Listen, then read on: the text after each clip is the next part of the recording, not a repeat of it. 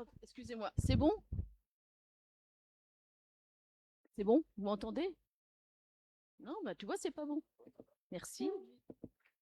C'est bon? C'est bien là. Un peu trop fort, non?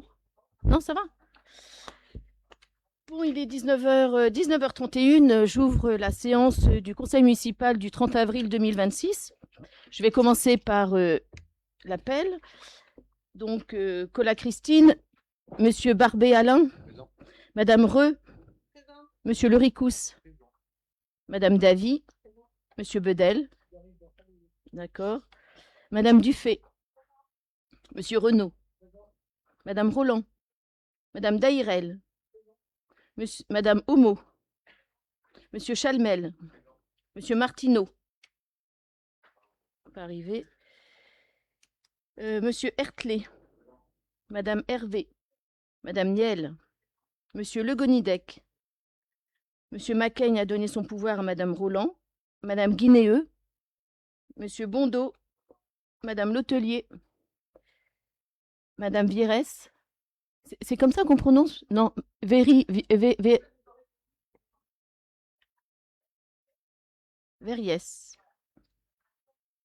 Ah, mais là, je l'ai pas. Donc, Madame Verriès, Monsieur Goisé, Monsieur Massé, Madame Gouès, Madame Pajot, Madame Derondier, Monsieur Lemoine et Monsieur Gomez. Donc, nous allons prendre un secrétaire de séance et je propose Monsieur Lemoine, puisqu'on remonte. Vous êtes d'accord? Quelqu'un s'oppose? Non. Bon, ben, Monsieur Lemoine, vous serez secrétaire de séance.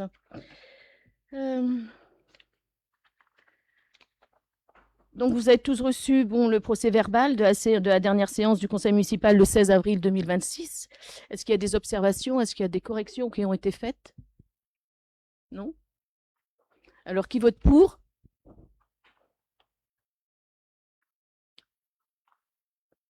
Unanimité. Donc, hop, excusez-moi.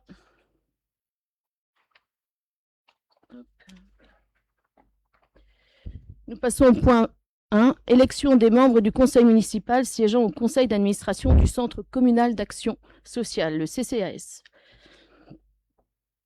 Donc, le 16 avril 2026, l'Assemblée a fixé le nombre de membres du conseil d'administration du CCAS à 12, donc 6 élus et 6 membres non élus.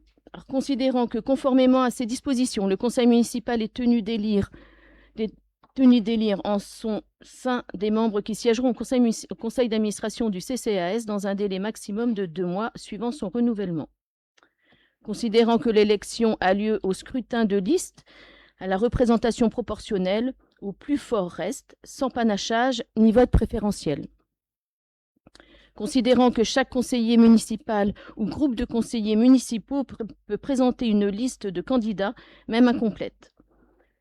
Considérant que les sièges sont attribués aux candidats suivant l'ordre de présentation sur chaque liste, et considérant que si plusieurs listes ont le même reste pour l'attribution du ou des sièges restants à pourvoir, ceux-ci reviennent à la ou aux listes qui ont obtenu le plus grand nombre de suffrages, et qu'en cas d'égalité de suffrages, le siège est attribué au plus âgé des candidats. Donc, nous avons 2 listes. On va les nommer liste A.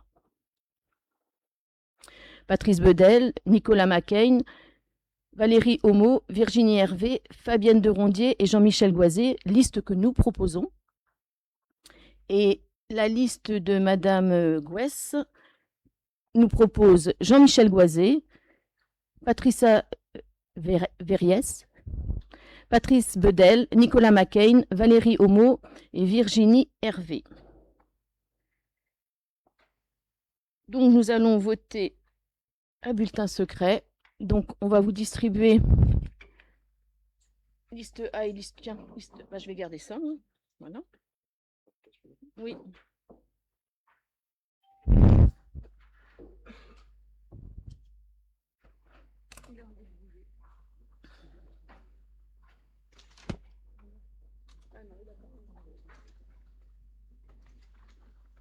Madame, je vais prendre une autre moitié parce que passer là, on va aller passer de l'autre côté.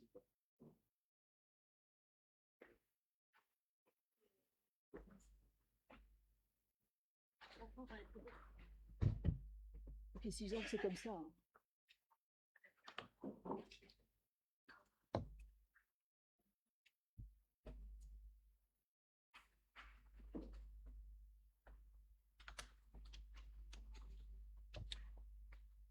On se la passe.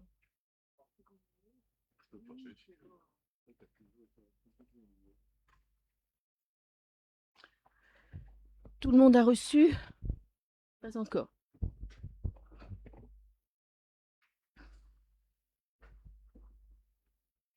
Attends.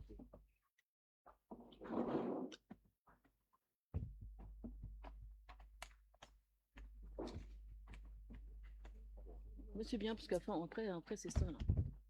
Mm.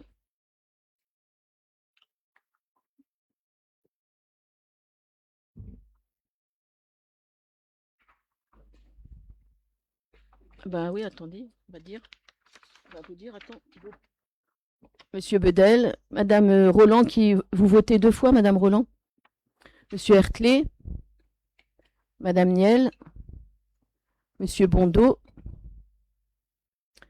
Madame Hervé, Monsieur Le Gonidec, Madame Guinéeux, Monsieur Gomez. Pas se tromper, hein.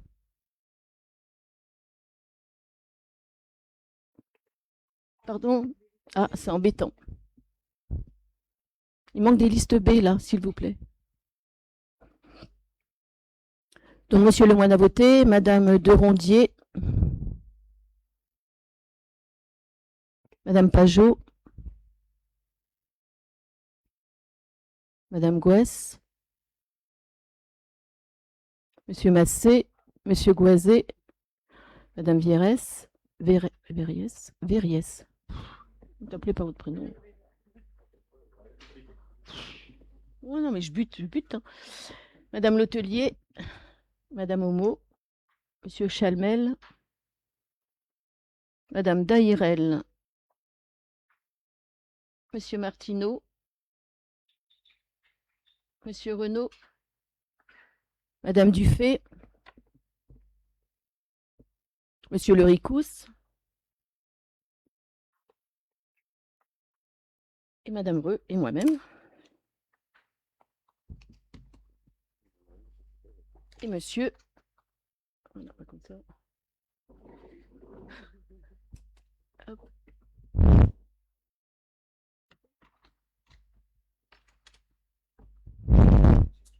Comme ça.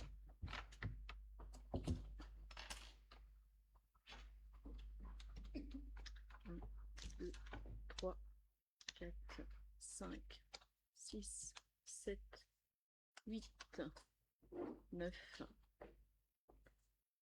10, 11, 12, 13, 14, 15, 16, 17, 18, 19, 20, 21, 22, 23, 24, 25, 26, 27, 28 et 29. Donc le compte est bon.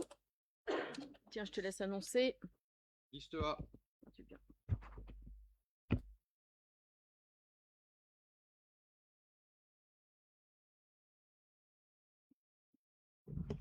C'est plutôt lui parce que c'est lui qui parle. Alors. Liste A. Liste A. Liste A. Liste A. Liste B. Liste A. Liste A. Liste A. Liste A. Liste A. Liste A.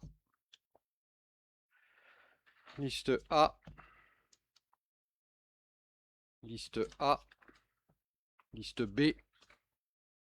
Liste B. Liste A. Liste A. Liste B. Liste A. liste B, liste A, liste B, liste A, liste A, liste A, liste A, liste B,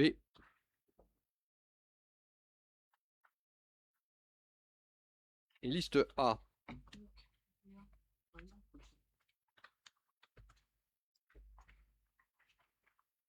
Il y a 7B, donc la différence... Donc 7 pour la liste B qui était donc Jean-Michel Goisé, Madame Verriès, Patrice Bedel, Nicolas McCain, Valérie Homo et Virginie Hervé, et donc 22 voix pour la liste A. Patrice Bedel, Nicolas McCain, Valérie Homo, Virginie Hervé, Fabienne Derondier et Jean-Michel Goisé. Donc les élus qui siégeront au CCAS sont sur la liste énumérée. Comment ? T'as pris une à moi là. Il y en a 30. Non, la dernière, c'est pas grave. De toute façon, vous êtes témoin, on a compté. Hein. Je vous remercie. Alors, donc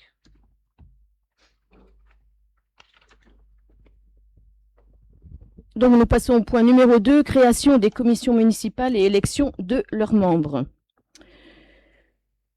Donc, vu la proposition de Madame le maire de créer 9 commissions municipales dont le nombre de membres est fixé conformément au tableau ci-dessous.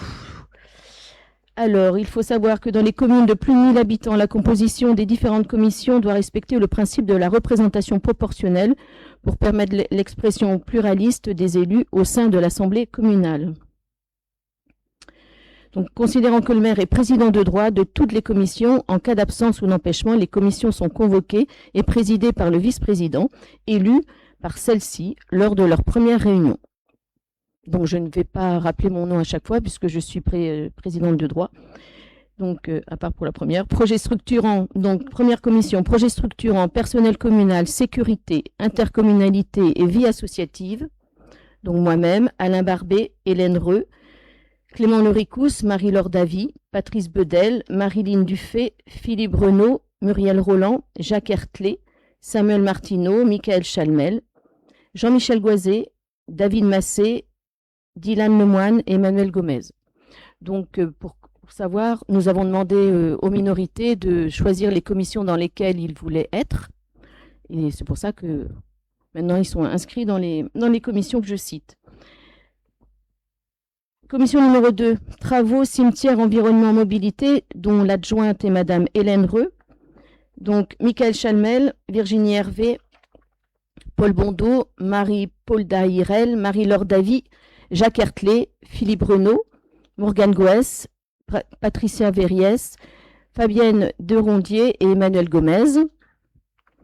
Concernant la commission finances numérique jumelage, présidée par Monsieur Loricous Clément, Alain Barbet, Sabine Niel, Benjamin Le Gonidec, Marie-Laure Davy, Marie-Paul Daïrel, Marilyn Dufay, Jacques Hertlé, David Massé, Patricia Verriès, Dylan Lemoine et Emmanuel Gomez.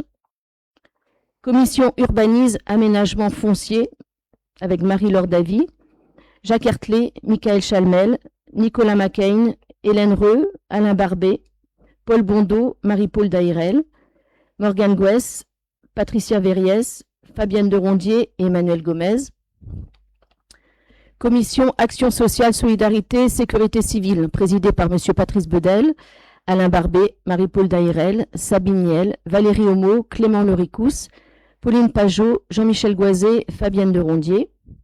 Commission Enfants, Jeunesse, Affaires scolaires, présidée par Madame Marilyn Dufay, Samuel Martineau, Virginie Hervé, Claire Letellier, Muriel Roland, Nicolas McCain, Marie-Laure Davy, Patrice Bedel, Morgane Goès, Pauline Pajot, Fabienne Derondier. Commission Sport, présidée par Philippe Renaud, Nadège Guinéeux, Marilyn Dufay, Samuel Martineau, Jacques Hertlé, il y a une faute, parce que c'est Jacques Hertlé, il manque le T, Benjamin Le Gonidec, Morgane Goès, Pauline Pajot, Fabienne Derondier.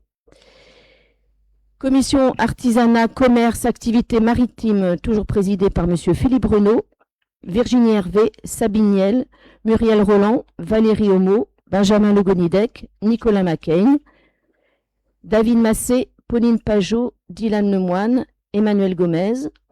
Dernière commission, commission culture, communication, tourisme, présidée par Madame Muriel Roland, Paul Bondeau, Valérie Homo, Virginie Hervé, Michael Chalmel, Nadège Guinéeux, Samuel Martineau, Philippe Renaud, Patricia Verriès, Jean-Michel Goizet, Dylan Lemoine et Emmanuel Gomez. Est-ce qu'on vote? Non, on vote pas. Si, on vote. Bon.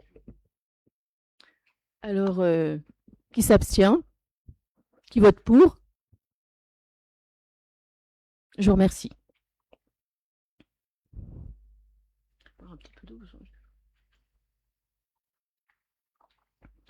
Passons au point numéro 3, constitution de la commission communale des impôts directs. Donc l'article 1650 du Code général des impôts, CGI, dispose que dans chaque commune, il est institué une commission communale des impôts directs. Cette commission a un rôle consultatif, elle se réunit au moins une fois par an. Elle dresse avec le représentant de l'administration fiscale la liste des locaux de référence et des locaux types retenus pour déterminer la valeur locative des biens imposables aux impôts directs locaux et détermine aussi la surface pondérée, établit les tarifs d'évaluation correspondants. Elle participe à l'évaluation des propriétés bâties. Elle participe également à l'élaboration des tarifs d'évaluation des propriétés non bâties et elle formule des avis sur les réclamations portant sur une question de fait relative aux taxes locales. La commission est constituée dans les 2 mois suivant le renouvellement général des conseils municipaux. Elle comprend 8 commissaires dans les communes de plus de 2000 habitants. Les commissaires doivent remplir les conditions édictées au 3e alinéa de l'article 1650 du CGI. Donc, être de nationalité française ou ressortissant d'un État membre de l'Union européenne, avoir 18 ans révolus, jouir de leurs droits civils, être inscrit au rôle des impositions directes locales dans la commune, être familiarisé avec les circonstances locales et posséder des connaissances suffisantes pour l'exécution des travaux confiés à la commission. Ne peuvent être admises à participer aux travaux de la commission les personnes qui ont fait l'objet d'une condamnation à l'occasion de fraude fiscale ou d'opposition au contrôle fiscal, ainsi que celles ayant été concernées par une procédure d'évaluation d'office. Les 8 commissaires titulaires ainsi que les 8 commissaires suppléants sont désignés par le directeur des services fiscaux sur une liste de contribuables en nombre double dressée par le conseil municipal. Donc, il a été établi une liste de 32 noms que je les lis. Oui, bon, je les lis. Donc, à savoir que les personnes qui sont inscrites, je les ai appelées. J'ai essayé de faire en sorte d'équilibrer et de reprendre aussi des personnes qui étaient et qui connaissent bien Pleurtuis parce que c'est aussi le but. Donc, David Jean-Claude, Marie-Paul Dairel, Virginie Hervé, Philippe Renaud, Patrice Bedel, Hélène Reux, Marie-Laure Davy, Jacques Hertlé, Laurence Nico, Jean-Marc Anderson, Gilles Reveste, André Turquetil, Samuel Martineau, Marie-Annick Reux, Patrick Couchevelou, Gilles Billion, Corinne Thébault, Agnès Boujard, Claudie Bourousse, Daniel Leroy, Liliane Béglin, Jean-Michel Goizet, Annick Jégu, Fabienne de Rondier, Dylan Lemoine, Morgane Guillou, Sébastien Gazangel, Alain Borini, Pierre Mazet, Jean-Pierre Bernard Hervé et Chantal Fromentin et Joël Martineau. Donc, il vous est proposé d'adopter la liste des 32 contribuables indiqués ci-avant, parmi lesquels le directeur des services fiscaux choisira les 16 commissaires qui siégeront à la commission communale des impôts directs. Oui, pardon.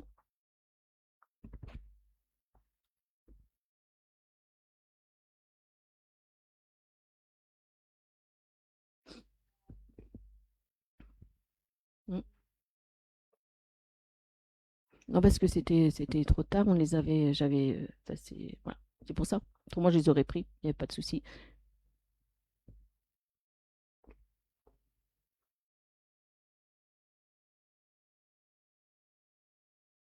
Oui, mais c'est pas parce que c'est à 11h29 que c'est pas fait avant, monsieur Gouezé. Puis vous savez, enfin, oui, mais alors attendez. Donc c'est 32 noms. Sur les 32 noms, vous avez vu, il y en a 8 titulaires, 12, 6 titulaires, 6 suppléants. Euh, la commission se réunit une fois par an. Enfin, c'est important. Je pense qu'il vaut mieux faire partie du CCAS, monsieur Goisé, voilà. Je trouve qu'il n'y a pas, enfin, personnellement, je trouve qu'il n'y a pas de sujet, quoi. Enfin, voilà. Donc,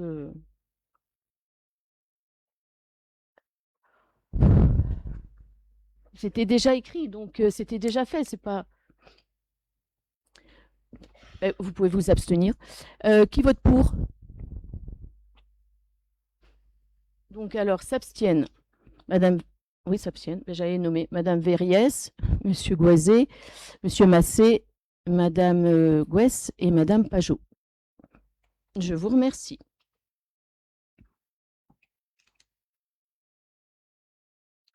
Point numéro 4. Association de développement de la vallée de la Rance, élection des représentants du conseil municipal.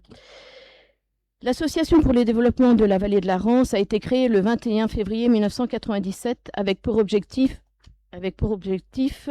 la mise en œuvre d'un programme de valorisation touristique de la Rance. Les axes de développement privilégiés sont les suivants. Donc la protection et mise en valeur du patrimoine, les animations sportives et culturelles, la promotion des produits locaux attachés au territoire par le développement de procédures de labellisation, certification et reconnaissance AOC, et toutes les actions de communication permettant d'accroître la fréquentation du site et l'amélioration de l'accueil des services et animations. Donc il convient de nommer un titulaire et un suppléant afin de représenter la commune de Pleurtuis au sein de cette association. Donc je vous propose madame Muriel Roland titulaire et monsieur Paul Bondeau suppléant. Qui vote pour?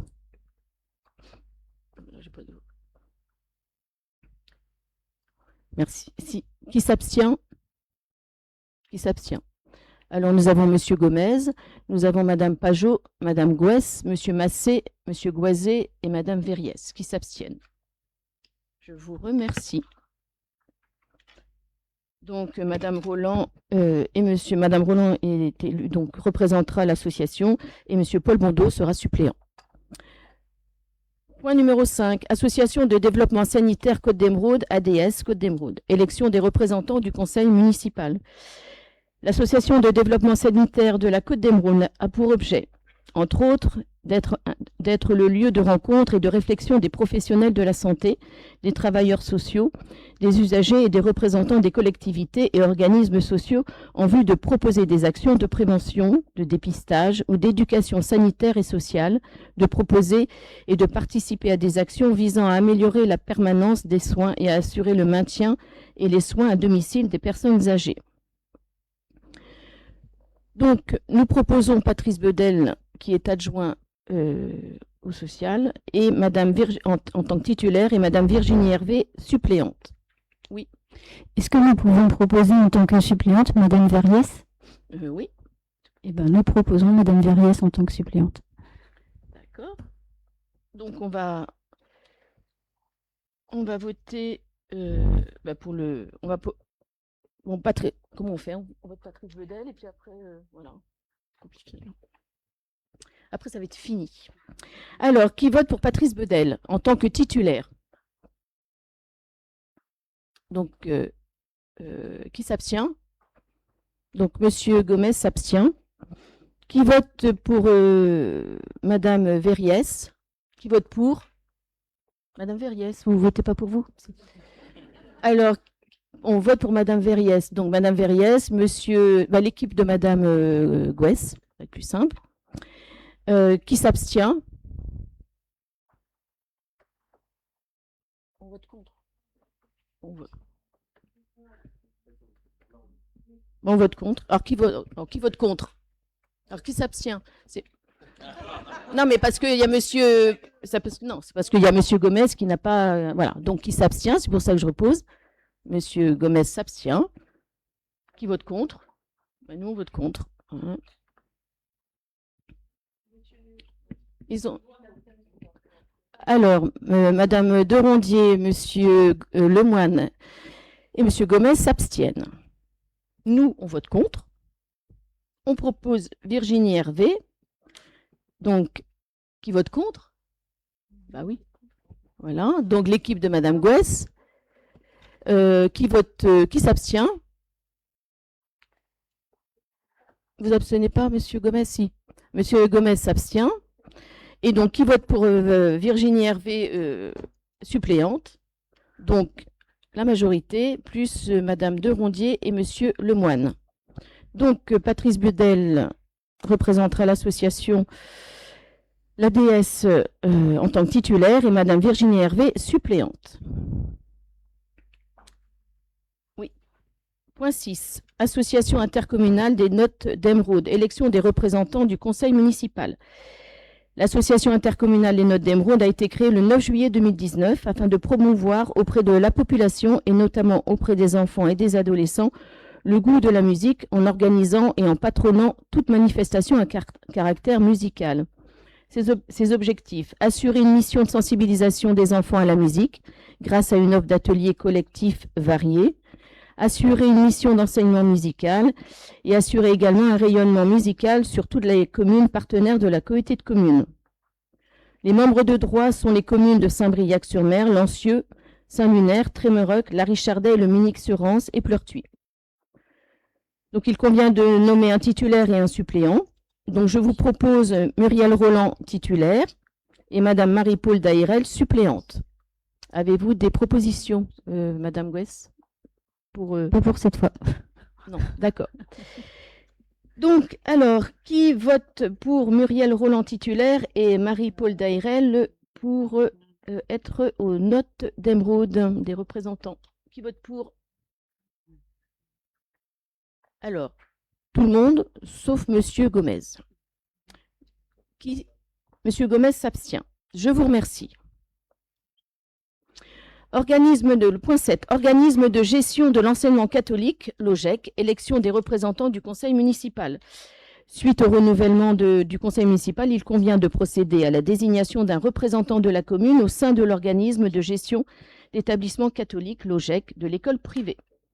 L'OGEC, organisme de gestion de l'enseignement catholique, est une association loi de 1901 voulue par l'enseignement catholique pour être au service de l'établissement d'enseignement.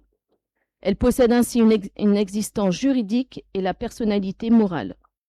L'OGEC a pour mission la gestion financière de l'établissement, également une mission d'employeur des personnels de droit privé, tels les chefs d'établissement, le personnel ASEM, agents d'entretien, etc., ainsi qu'une mission de gestion immobilière de l'établissement. Idem, il convient de nommer un titulaire et un suppléant afin de représenter la commune de Pleurtuis au sein de l'OGEC. Nous présentons les candidatures de Marilyn Dufay, titulaire, et de Nicolas Macaigne, suppléant.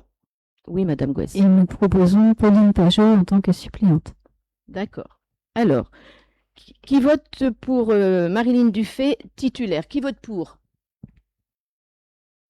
Alors, tout le monde, sauf Monsieur Gomez, qui va s'abstenir. Qui s'abstient? Nicolas Macaigne, suppléant. Qui vote pour? Donc, la majorité plus Madame Derondier et Monsieur Lemoine.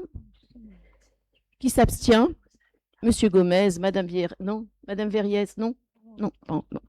Alors, Monsieur Gomez s'abstient. Alors, qui vote contre? L'équipe de Madame Gouès. Madame Pauline Pajot, qui vote pour? L'équipe de Madame Gouès. Qui s'abstient? Monsieur Gomez. Qui vote pour? Contre? Ah! Qui vote contre? La majorité plus Madame Derondier et Monsieur Lemoine. Excusez-moi. Je vous remercie pour Marilyn Dufay et Nicolas Macaigne. Je vais passer la parole à Monsieur Le Ricous, adjoint aux finances.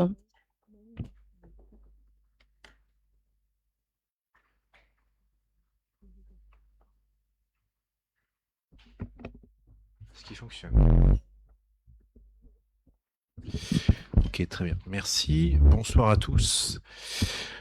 Comme vous avez pu le voir, alors on a été obligé de faire avant de réunir nos commissions. Donc on n'a pas pu réunir de commission finance, mais il se trouve que nous avons un besoin de trésorerie pour le financement de l'ALSH. Et nous avons demandé à plusieurs organismes de crédit des taux pour un prêt de 2 millions d'euros. Il faut savoir qu'au niveau du budget de la mairie de Pleurtuis, il y avait un prêt prévu de plus de 3 millions 4, il me semble. Plus de 3 millions d'euros. Aujourd'hui, on se retrouve avec une trésorerie qui est extrêmement limitée. On retrouve un petit peu la situation en l'état aujourd'hui. Donc on a besoin de prendre un emprunt pour la mairie pour payer l'LSH. Donc l'emprunt va être fléché sur l'LSH. Comme vous avez pu prendre note, on a fait une demande auprès de la Banque des Territoires qui nous a donné la meilleure position possible. Et aujourd'hui, on vous propose donc de valider et de voter pour cet emprunt de 2 millions d'euros.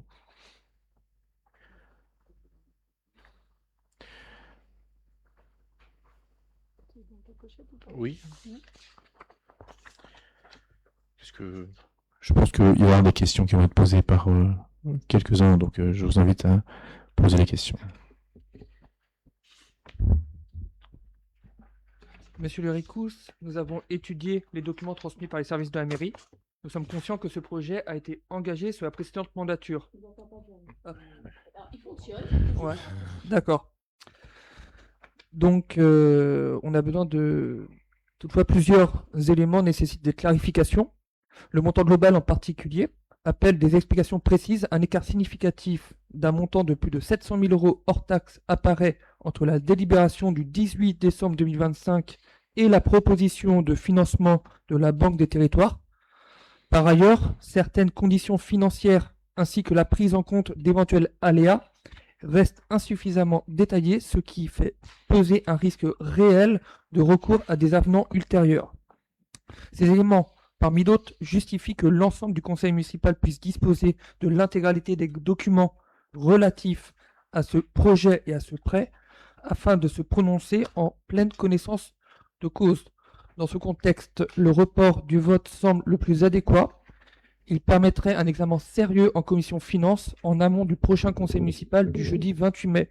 Nous serons particulièrement attentifs à l'évolution de l'endettement de la commune. Dans un contexte budgétaire contraint, il est impératif que chaque décision financière soit parfaitement maîtrisée et n'impacte pas les futurs taux d'imposition de la commune. Je vous remercie. Votre question? Ah, pardon. C'est ouvert. S'il est possible de reporter au prochain conseil municipal cette délibération, le temps d'étudier l'ensemble des documents et en commission. Monsieur le Premier adjoint, si vous voulez dire, ou sinon je peux... Allez-y. Juste, oui, tu peux répondre. Non, vas-y. En fait, comme vous l'a dit Clément, le RICOS, quand on est arrivé, le service financier nous ont tout de suite alerté sur l'état des finances, en ce sens que il n'y avait pratiquement pas eu d'emprunt de fait dans la précédente mandature, 1,5 million. Et donc la commune a beaucoup tiré sur la trésorerie. Et le fonds de roulement, nous a-t-il été indiqué, est arrivé très bas, à telle enseigne que la responsable commence à se poser des questions et à tirer des plans sur la comète pour pouvoir savoir comment elle allait payer les prochaines situations. Donc on a vraiment un gros besoin d'emprunt.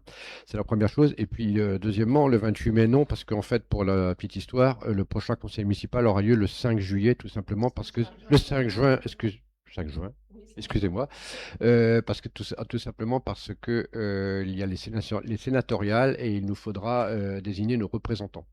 Donc on va pas faire deux réunions si proches, on va tout focaliser sur le 5. Donc voilà, ça c'est la première chose. Et puis la deuxième chose, c'est que oui, vous avez posé des questions par rapport au coût. Nous, les aléas, oui, ils ont été pris en considération. C'est d'ailleurs pour ça que le montant est un petit peu différent entre ce qui figure sur certains documents et d'autres. Et puis, sinon, je ne sais pas ce que vous aviez...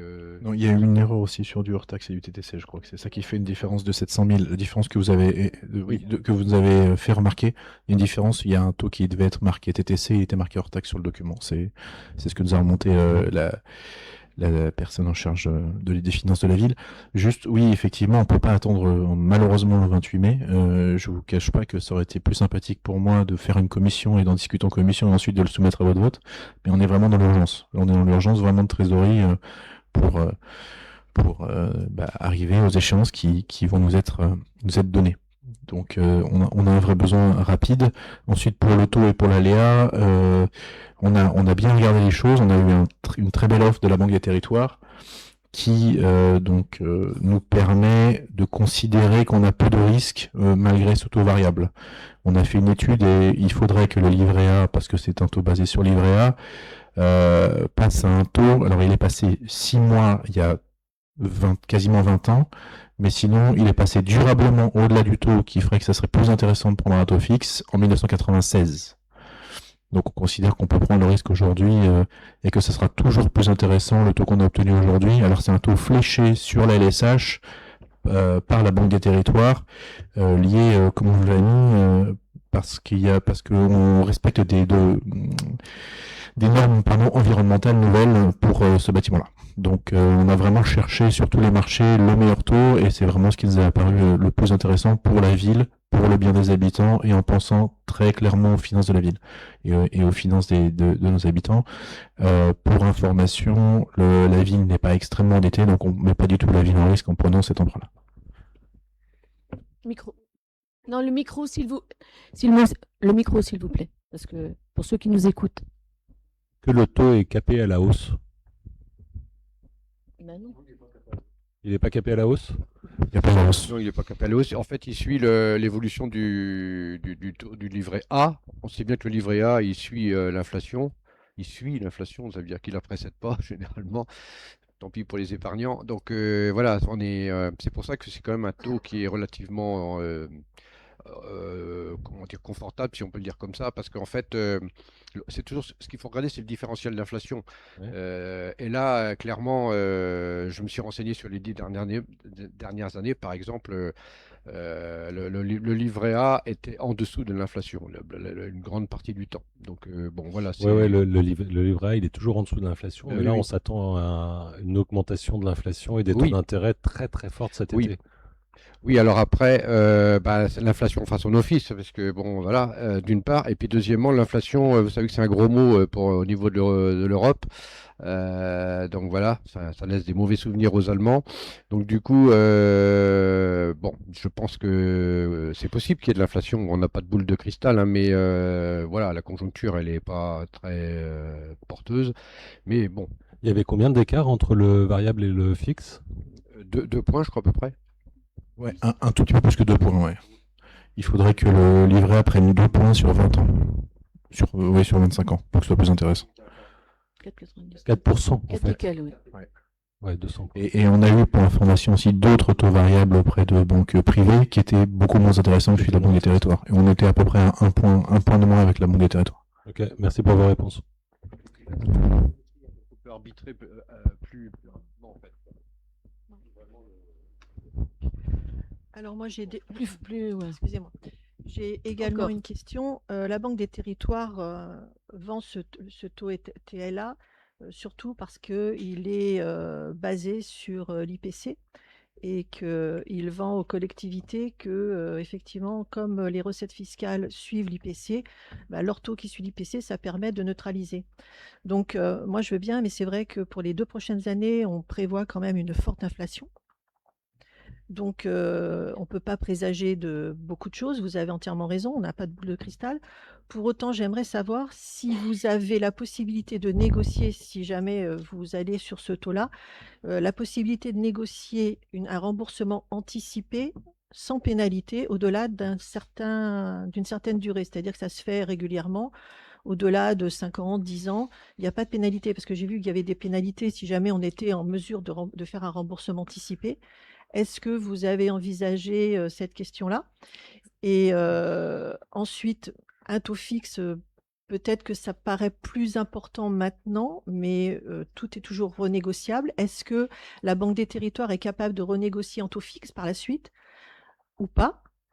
Et le variable, il est progressif. Donc c'est un tout petit peu inquiétant. Après, moi, ce que je vois sur la proposition, c'est qu'ils mettent un TLA plus 0,50, alors que la Banque des Territoires souvent le met à plus 0,60. Est-ce que vous avez eu des conditions préférentielles pour avoir un 0,50? Parce que là, c'est vraiment qu'une proposition sans engagement. Alors, plusieurs questions, plusieurs réponses. Sur la partie de remboursement anticipé, alors c'est un remboursement anticipé, je peux vous le lire, autorisé à une date d'échéance d'intérêt, toute partie du montant de capital restant dû, donc ce que vous disiez, moyennement le paiement d'une indemnité actuarielle. Donc on devra payer une indemnité si on fait un remboursement anticipé, sachant que... S'il vous plaît, prenez le micro, c'est important pour les gens. Désolé. Mais qu'on vous entende aussi. Une absence d'indemnité. Si vous dites on le garde 10 ans ou on le garde 15 ans sur les... Pour l'instant, c'est pas prévu et c'était pas dans l'offre de la Banque des Territoires. Non, ça, ils ne vont pas vous l'offrir, mais je sais bien. Mais on a essayé de négocier vraiment pour le mieux cet emprunt-là pour information auprès d'autres banques. Donc oui, il est plus intéressant que d'autres emprunts parce qu'il est fléché sur deux bâtiments neufs qui respectent des normes écologiques. C'est pour ça qu'on a eu un taux plus intéressant. Donc je ne sais pas sur le 0,6, s'ils offrent du 0,6 de manière autre, mais surtout ce qui était sur le privé, on était plutôt sur 1 point, voire 1,5 point de plus sur des variables. Donc là, dans le privé, si on avait eu un autre emprunt, un arbitrage à faire entre du fixe et du variable sur des lots privés, on n'aurait peut-être pas pris la même décision. Là, l'emprunt que la Banque des Territoires nous offre, parce qu'il est fléché, parce que c'est sur des critères spécifiques, est pour, à notre avis, le meilleur. Non. Et une autre question, est-ce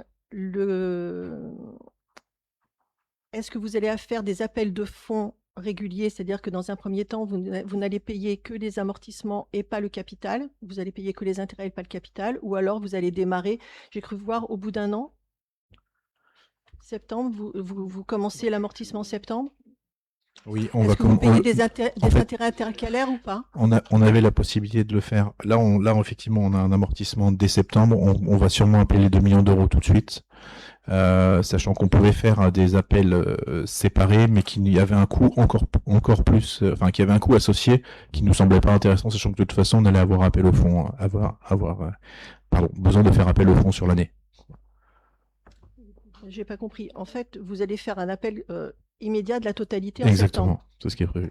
Et du moment de l'acceptation du prêt jusqu'au démarrage de l'appel en septembre, non, vous débloquez rien du tout? C'est trimestriel, donc on va faire, si vous voyez, le premier appel en juin, ensuite septembre, décembre, mais on va faire appel au fond le plus vite possible, donc on sera sur juin. Ok. Juin, on paiera en septembre, etc. D'accord. Et sinon, les travaux ont commencé, ils ont été payés avec quoi? Avec la trésorerie qui est restée dans la ville, mais aujourd'hui, il y en a plus assez. C'est pour ça qu'aujourd'hui, on se retrouve. Hein, voilà. Et je voulais vous donner d'autres interventions. Non.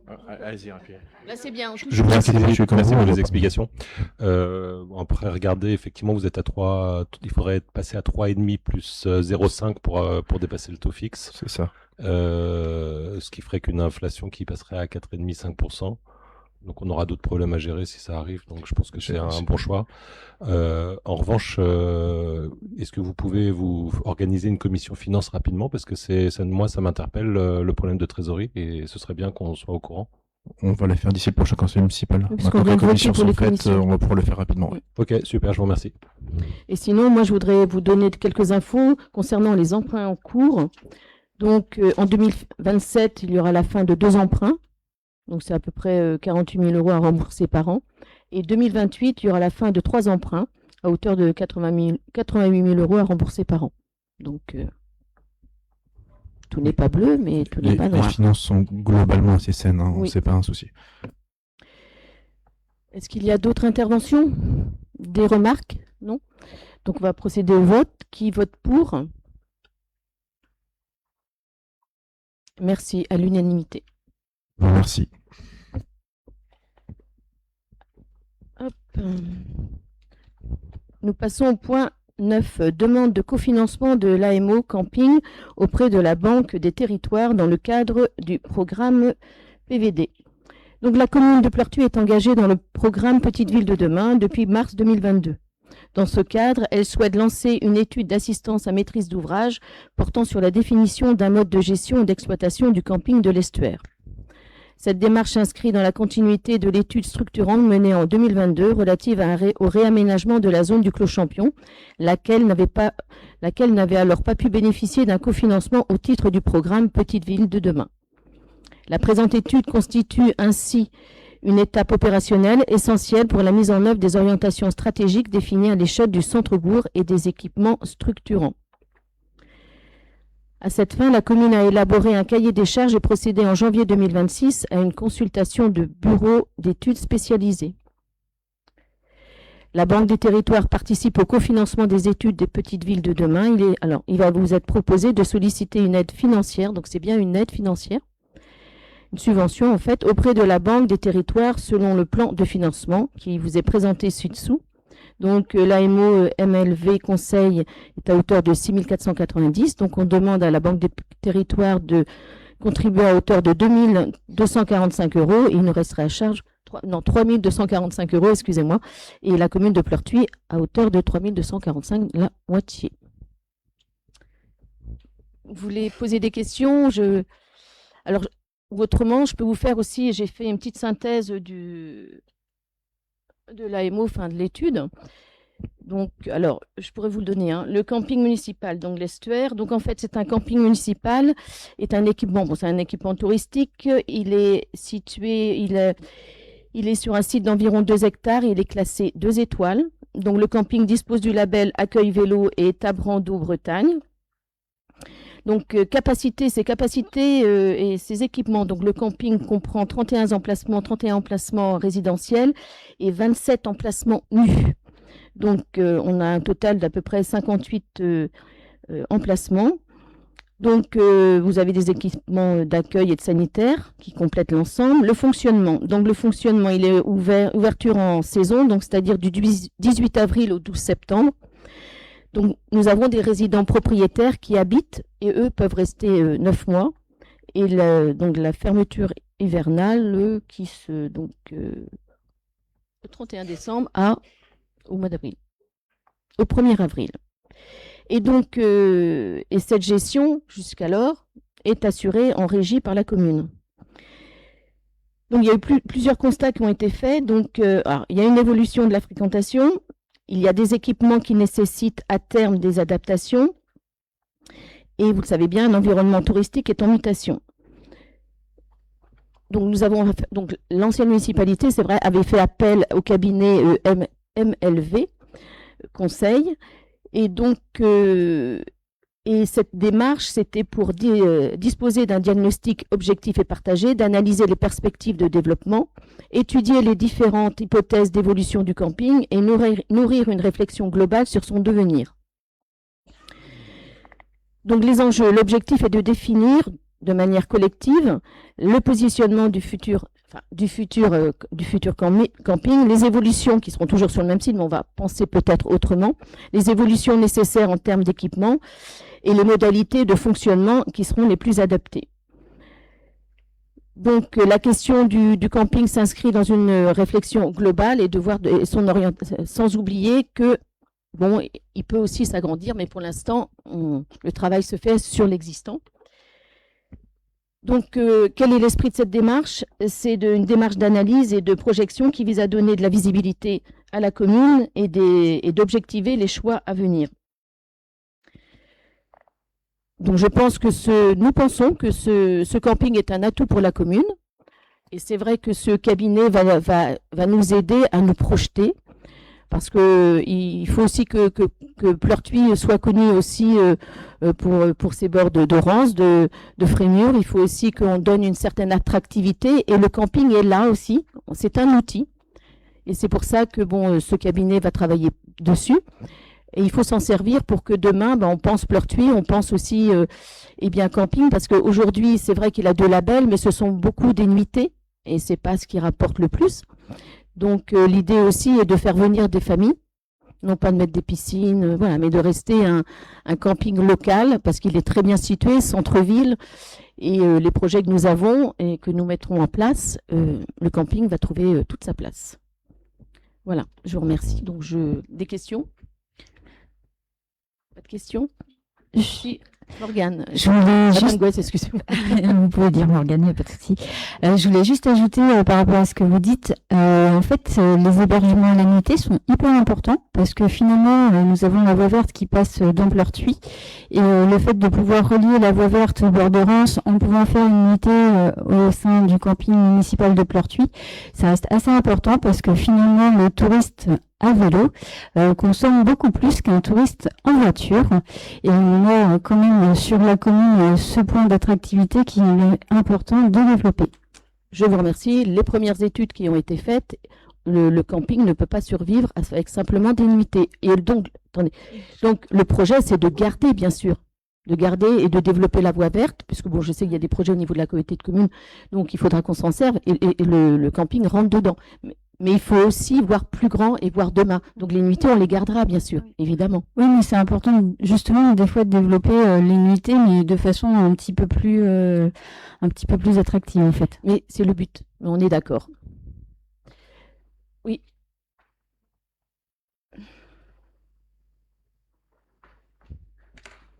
Vous avez un peu répondu, mais sur la question de cette étude, on n'intègre pas immédiatement l'agrandissement du terrain de camping. Parce qu'en fait, il y a le terrain de foot d'un côté et les jardins partagés de l'autre. Donc là, aujourd'hui, si on vote pour, c'est bien pour rester dans l'espace présent. C'est l'étude qui va aller plus loin, parce que demain c'est le mode de gestion qu'on va en faire. Donc, vous savez bien que si ça passe si admettons, au niveau de la régie, c'est compliqué un petit peu. Donc, il y a des travaux à faire, il y a des travaux de sécurité à faire. Donc, le camping, comme ça, si on veut que demain, il soit reconnu, il faut aussi aller vers un autre mode de gestion. Et cette étude vous savez très bien que cette étude va aller sur peut-être une DSP, j'en sais rien, on verra bien le résultat, nous le travaillerons ensemble, de toute façon. Et bien, le but, c'est de l'agrandir. Parce que qui viendra pour gérer ce camping en l'état? Donc, évidemment, on se projette sur l'agrandissement. Oui, tout à fait. Mais là, ce n'est qu'une étude. Voilà. Merci. Donc, il est proposé au conseil municipal de délibérer pour approuver la mise en place de l'étude d'assistance à maîtrise d'ouvrage pour la mise en œuvre d'un mode de gestion et d'exploitation du camping de l'Estuaire, approuver le plan prévisionnel de financement proposé ci-dessus, autoriser Madame le maire à solliciter auprès de la Banque des Territoires, dans le cadre du programme Petite Ville de demain, une aide financière d'un montant de 3 245 € hors taxe, autoriser Madame le maire ou son représentant à réaliser les démarches nécessaires à cette sollicitation et à signer tous les documents relatifs à celle-ci. Je voulais rajouter que c'est grâce au programme, puisque nous sommes engagés avec Dinard dans le programme des petites villes de demain, c'est ça qui nous permet de pouvoir avoir cette étude. Et c'est important. Et c'est important de voter pour demain, pour Pleurtuis. Qui vote pour? Unanimité, je vous remercie. Licence entrepreneur de spectacle mise à jour.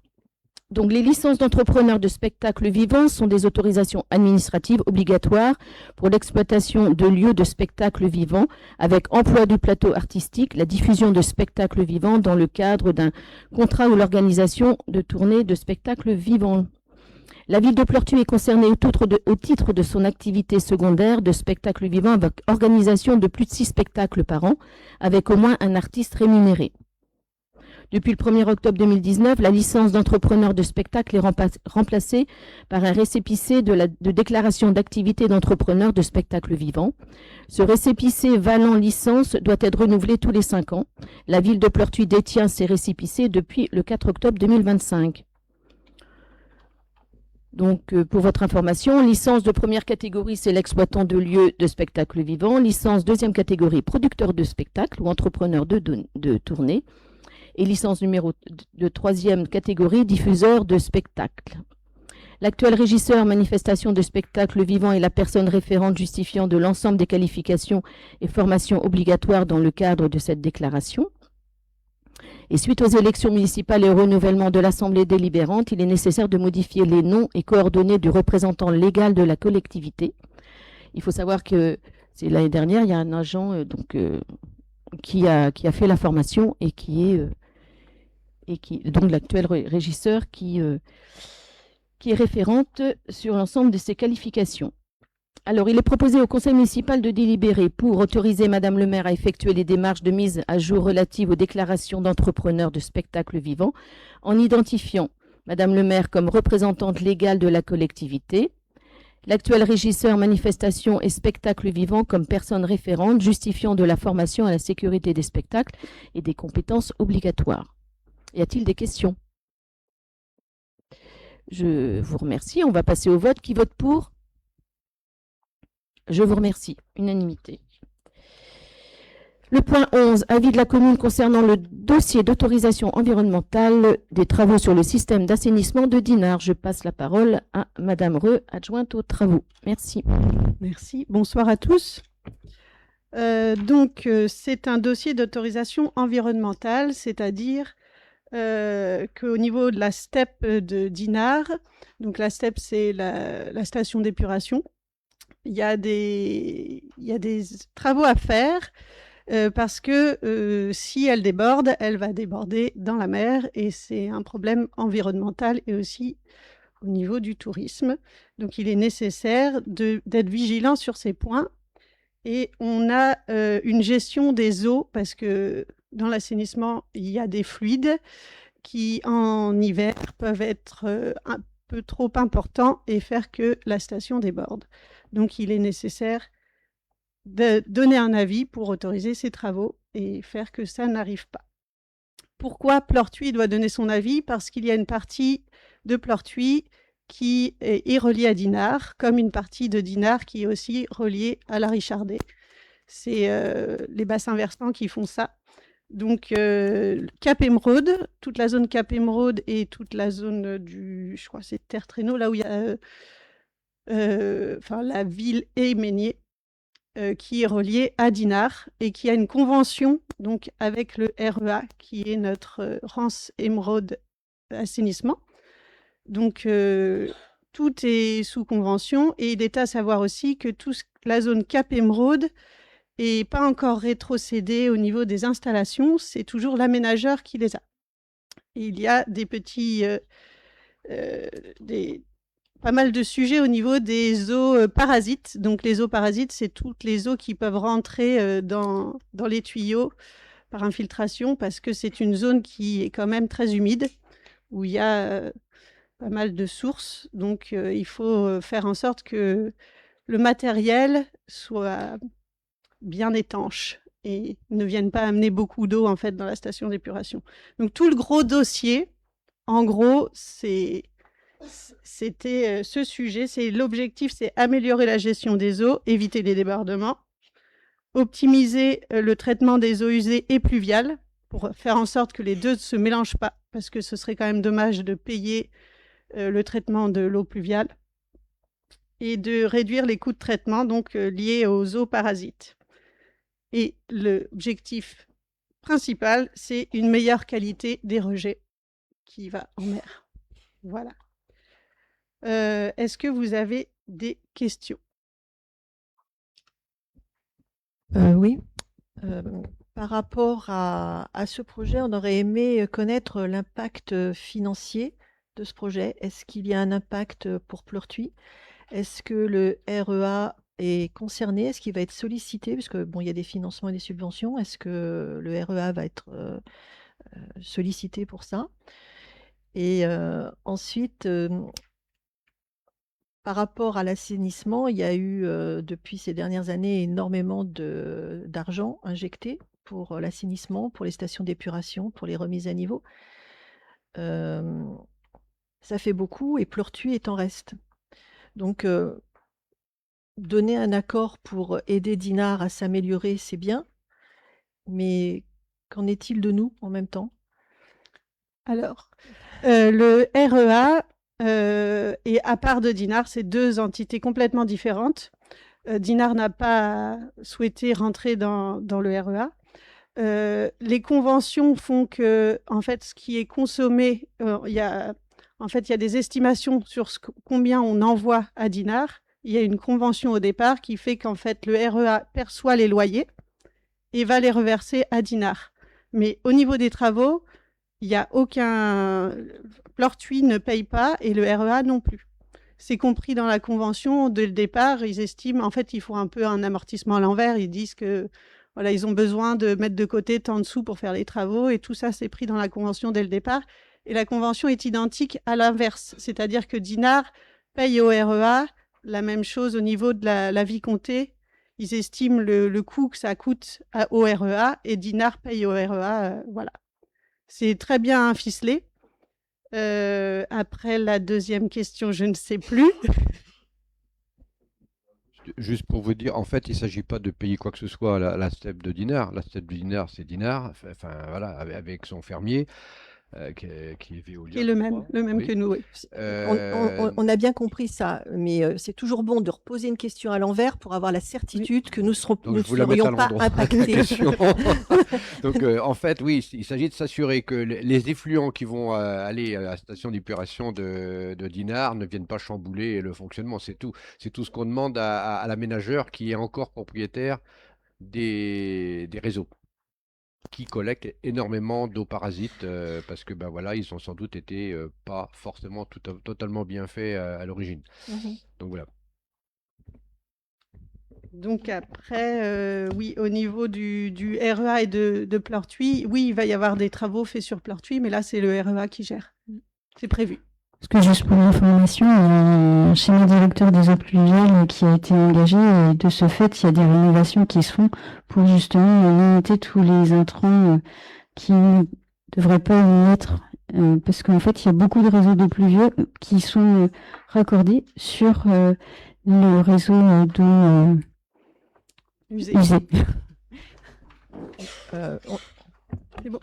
C'est bon ? Oui, on est parfaitement au courant, sauf qu'il y a beaucoup de travail à faire encore parce que le réseau il est obsolète, parce qu'il y a des débordements partout, parce qu'il faut faire une remise aux normes et on sait que ça va encore coûter très cher.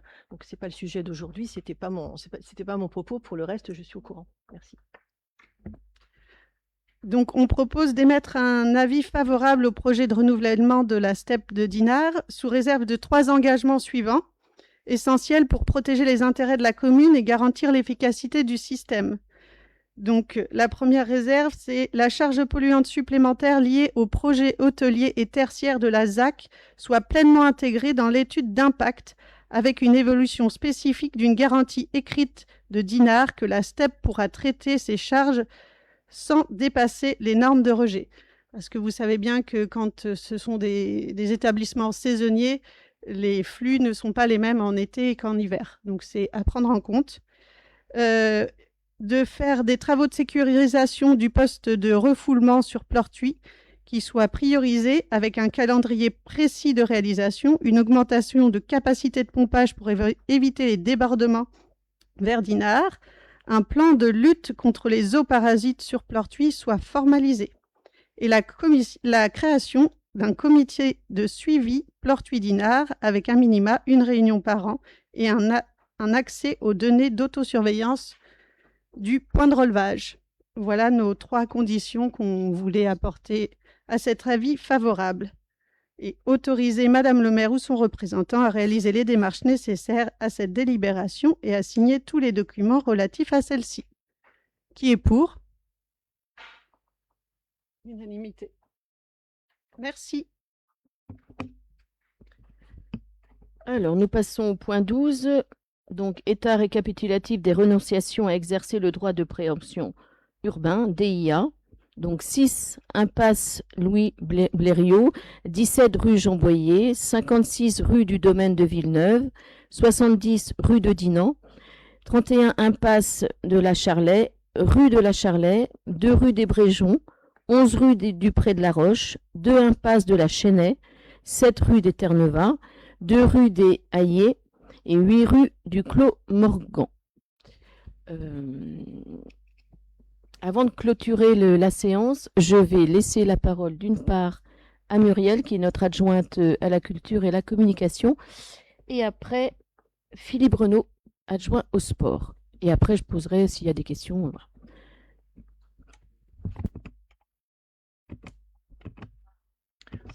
Bonsoir à toutes et à tous. Ça fonctionne, vous m'entendez? Oui. Donc moi, je voulais vous faire part des événements qui allaient avoir lieu au mois de mai à Pleurtuis.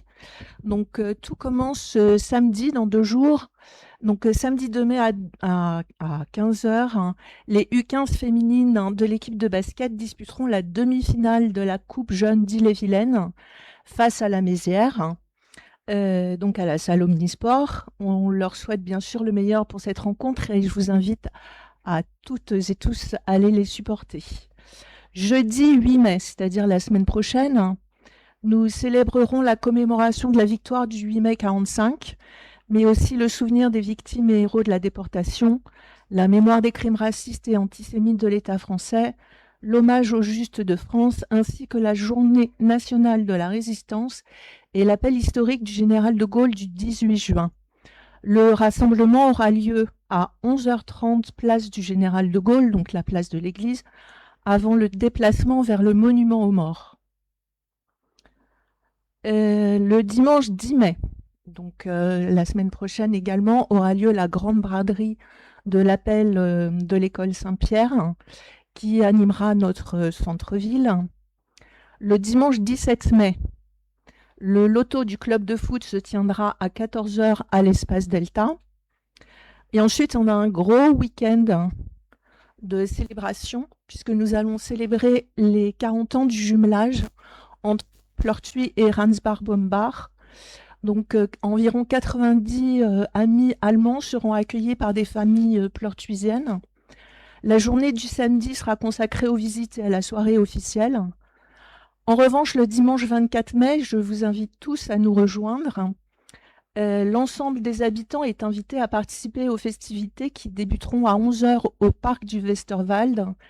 Et ça débutera par l'inauguration d'une plaque commémorative au théâtre de Verdure et une présentation d'une fresque réalisée par les élèves suivant les cours d'allemand à Pleurtuis. Ensuite, une aubade des sonneurs accompagnera la déambulation vers le Clos Champion pour une surprise. Et nous irons ensuite vers l'espace Delta. Sur place, tous les habitants pourront bénéficier des animations. Et il y aura une vente de galettes saucisses, de crêpes et de cidre sur place. Il y aura des démonstrations de danse bretonne par l'association Guéden et des danses allemandes par la troupe allemande invitée. Il y aura également une animation rock'n'roll par l'association Rock'n'Roll Team. Il y aura de la pétanque, il y aura des palets et des grands jeux en bois de la ludothèque ludique. Ça promet une belle journée de partage et d'amitié. Et pour terminer le mois, je vous invite le vendredi 30 mai à 20h à l'espace Delta pour le spectacle de fin d'année de l'atelier théâtre. L'entrée est libre. Tu as mangé ce que devait dire Philippe, adjoint au sport. Non, je vais rééditer, c'est pas grave. Donc moi, je vous invite vraiment à venir samedi après-midi à encourager nos jeunes filles U15 féminines de basket qui jouent leur place en finale. Voilà, donc c'est une coupe d'Ille-et-Vilaine, donc départementale. Voilà, merci. Et c'est vrai qu'on vous donnera on vous enverra par mail le programme pour les 40 ans du jumelage. C'est important, ça fait 40 ans. Et il faut que ça perdure. Donc, c'est vraiment une fête de village. C'est ce que nous voulons. Donc, nous réunir et puis déambuler, c'est vraiment une belle fête. Merci aussi à ceux qui l'ont créé et ceux qui ont fait qu'aujourd'hui, on fête ces 40 ans. Donc, merci à l'association. Avez-vous des remarques, des questions? Ah, bah oui. Retenez. On ne peut pas finir sur une phrase positive. Voilà. Bienvenue, monsieur Lemoine. Et ça fait que commencer. Oui, Madame le maire, nous venons de voter un prêt à 2 millions d'euros. Et durant votre campagne, vous nous avez présenté plusieurs projets structurants pour la commune, création d'une salle de sport, terrain synthétique, transformation d'un bâtiment en maison médicale, ainsi que d'autres opérations envisagées sur cette mandature. Ces projets représentent des investissements importants. Il serait donc utile de préciser maintenant ou plus tard leurs modalités de financement ainsi que le cas échéant un calendrier de mise en œuvre au cours du mandat. Ainsi, pouvez-vous nous indiquer si ces opérations seront financées à fiscalité constante ou si une évolution des impôts locaux est envisagée? Je vous remercie pour votre réponse. Alors, Monsieur Lemoine, j'ai dit tout à l'heure que, bon, en 2027, il y a 2 prix qui se terminent, 2028, il y en a 3. Aujourd'hui, on est obligé de faire un prêt de 2 millions pour un ALSH, pour l'ALSH, dont nous n'étions pas fans de la situation. D'accord? Donc aujourd'hui, on gère ça. Les commissions vont se mettre en place. Les projets que nous avons ne vont pas sortir tout de suite, évidemment. Donc il faut aussi nous laisser le temps de gérer le quotidien. Il y a des travaux, il y a une salle, là, pour ne pas la nommer, salle Saint-Exupéry. On sait qu'elle est en train de tomber. Elle tient encore. Donc évidemment, il y a tout un projet dessus. Donc on réfléchit. Et autrement, concernant la salle de sport, concernant le terrain synthétique, nous verrons bien. Vous savez bien que nous avons un conseil communautaire. Eh ben, je vous invite à être présents. Des commissions vont être mises en place et comme ça, voilà. Donc, mais ça suit son cours et ne vous inquiétez pas, on ne mettra pas les finances à mal et on suivra nos projets. Mais pour l'instant, c'est vrai qu'il y a la LSH, il y a ce prêt. Donc, avançons petit à petit. Et bon, allez, je pense que pour la rentrée au mois de septembre, eh bien là, on va commencer vraiment à travailler sur les projets. Mais comme je vous dis, il y a la salle Saint-Exupéry, il y a le projet aussi sur la salle des associations. Donc, voilà, on réfléchit parce qu'on a aussi un programme. Hein, on a été élus pour ça. Et donc, on a bien l'intention de le mettre en place. Mais ça se met petit à petit. Gérons déjà le quotidien. Et ce qui a été fait et ce que nous devons faire dans la rapidité. Et puis voilà. Donc, mais vous serez invités, les commissions sont là. Voilà. Je vous remercie. Avez-vous d'autres interventions? Monsieur Goisé? Non, voilà, stop. C'est bien. Oui, vous avez récemment publié sur le site de la mairie les photos de tous les conseillers municipaux. Ben, nous vous en remercions déjà. Mais vous avez aussi indiqué les affectations de vos adjoints. Alors moi, je souhaiterais, pour les gens qui ne maîtrisent pas Internet ou qui ne vont pas sur le site de la mairie, que vous rappeliez ce soir, vous avez un petit peu commencé, si vous pouvez rappeler les affectations de chacun de vos adjoints, et puis également les enjeux prioritaires dans les prochains mois de chacun. Voilà, tout le monde ne va pas sur Internet. Hein. Non, ça c'est une évidence. Comment? Donc, on a dit tout à l'heure, par les commissions, on a expliqué. Oui. Comment? Bah, si tu parles, dis-moi. Si, mais au contraire, c'est peut-être intéressant. Donc, on va répéter. Alors, vous voulez qu'on répète oui, parce qu'en fait, si personne écoute Internet, ça ne sert à rien de le répéter. Non, mais attendez, excusez-moi, mais par exemple, ce soir, je crois à la presse. Peut-être que demain, ils reliront ce que vous allez dire. Oui, hein, et puis, ça peut peut-être intéresser les gens. Hein. Voilà. Alors, je ne sais pas si vous souhaitez Non, mais c'est pas ça. C'est pas ça. Vous me dites tout le monde ne regarde pas Internet, mais. Je parle pas pour moi, je parle pour. Non, mais je sais bien. Tout le monde ne maîtrise pas Internet. Hein. Mais je sais bien. Non, mais je ne comprends pas, en fait. Non mais attendez, voilà. On l'avait fait. Ça, mais ça avait... Mais merci. Bon, alors on l'avait déjà fait l'autre fois. On avait nommé les adjoints, donc je vais vous redire. Eh ben, les délégations, oui, j'ai compris que c'était délégation. Alors Alain, tu te présentes. Sinon, ce qu'on peut ajouter, c'est qu'il va y avoir une publication à la fin du mois de mai avec les photos de chaque membre du conseil municipal. Voilà. Et avec les délégations. Voilà. Oui, d'ores et déjà, donc moi, j'ai la délégation, je m'occupe du personnel, de l'administration générale, des cérémonies et du conseil des sages. Voilà. Bon, allez, comme ça, vous allez entendre chacun. Très bonne question, monsieur Boisé. Donc, Hélène Reux, on l'a fait déjà plusieurs fois. Donc Hélène Reux, moi je suis l'adjointe en charge des travaux, l'environnement, la mobilité, l'accessibilité et le cimetière. Clément Lericous, donc moi je suis en charge des finances, de la partie informatique et cybersécurité et du jumelage. Marilyn Dufay, donc je suis en charge de l'enfance, la jeunesse et des affaires scolaires. Philippe Renaud, donc moi je suis en charge des activités maritimes, commerce, artisanat et sport. Marie-Laure Davy, moi je suis en charge de l'urbanisme, de l'aménagement et du foncier. Et pour répondre à la question des projets structurants à venir, là il va y avoir la négociation du PLU. Patrice Bedel, l'action sociale, la solidarité et la sécurité civile. Et donc avec les membres élus, nous nous retrouverons le 12 mai pour la mise en place du CCAS. Muriel Roland, à la culture, aux événements, à la communication, au tourisme, dont le camping. On passe aux conseillers délégués. Oui, conseiller délégué. Donc, je suis conseiller délégué auprès de Marie-Laure sur l'urbanisme, le foncier et l'aménagement. Samuel Martineau, conseiller délégué à l'enfance, jeunesse, CMJ, affaires scolaires. Et Michael Chalmel, conseiller délégué, travaux, cimetière, environnement, mobilité.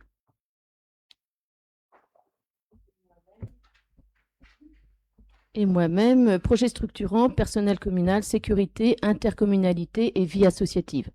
Donc dans la vie associative, j'explique, nous allons mettre une sorte de nous allons constituer un bureau associatif qui va on va répertorier tout le matériel qu'il y a dans différentes associations pour éviter aussi aux associations d'en acheter. Donc l'idée c'est de se les prêter. Aider aussi, nous allons revoir le formulaire pour la demande de subvention aux associations, que ce soit plus simple et aussi plus lisible. Donc on va mettre en place une charte à signer entre la mairie et les associations, c'est-à-dire c'est un engagement des deux côtés. Donc ça va servir à ça. On va aussi aider les associations qui auraient du mal peut-être à remplir les demandes de subventions ou d'autres, parce qu'on peut trouver d'autres subventions, donc on peut aider aussi les associations. Donc voilà. Très bien, je vous remercie. Vous voyez que c'était pas compliqué. Mais ça a éclairci quelques points. Vous avez des fans, Jean-Michel. Je vous remercie. La séance est levée. Merci à vous. Bon week-end.